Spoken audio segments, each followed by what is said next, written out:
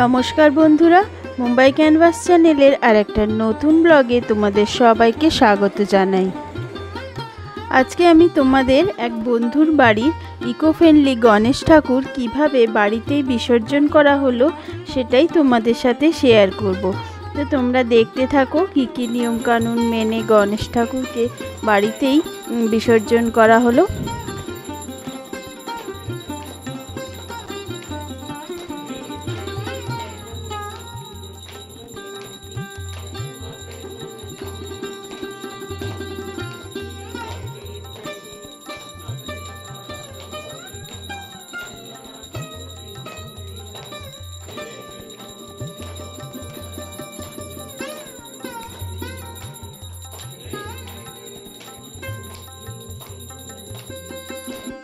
मंगल मूर्ति गणपति बाप्पा मंगल मूर्ति गणपति बाप्पा।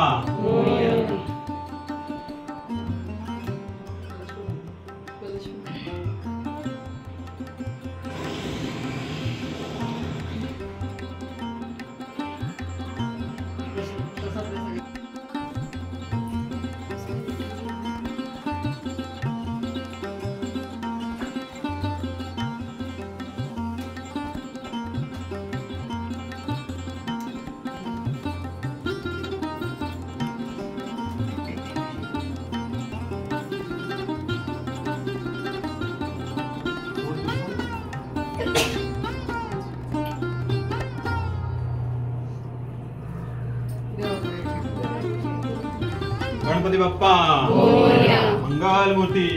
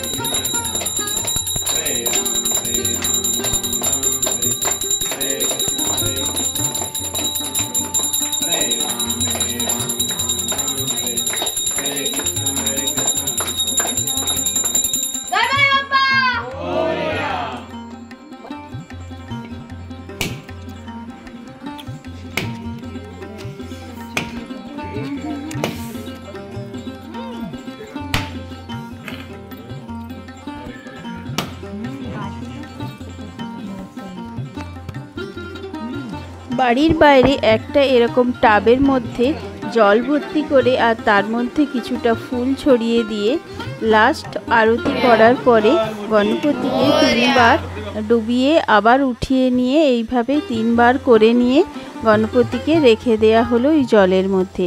আর এই জলের মধ্যেই গণপতি সারা রাত ভেজানো থাকবে। পরের দিন এই জলটাই গাছে দিয়ে দেওয়া হয়। এইভাবেই ইকো ফ্রেন্ডলি গণপতি বিসর্জন করা হয়। ইকো ফ্রেন্ডলি গণপতি বিসর্জনের ভিডিও দিয়ে গণপতি ফেস্টিভ্যালের এটাই ছিল লাস্ট ভিডিও। ফিরে আসবো আবার নতুন কোনো ব্লগ নিয়ে। আর আমার ভিডিও যদি তোমাদের ভালো লেগে থাকে তাহলে ভিডিওটা অবশ্যই একটা লাইক, শেয়ার আর সাবস্ক্রাইব করে দিও। দেখা হবে আর একটা নতুন ব্লগে। টাটা।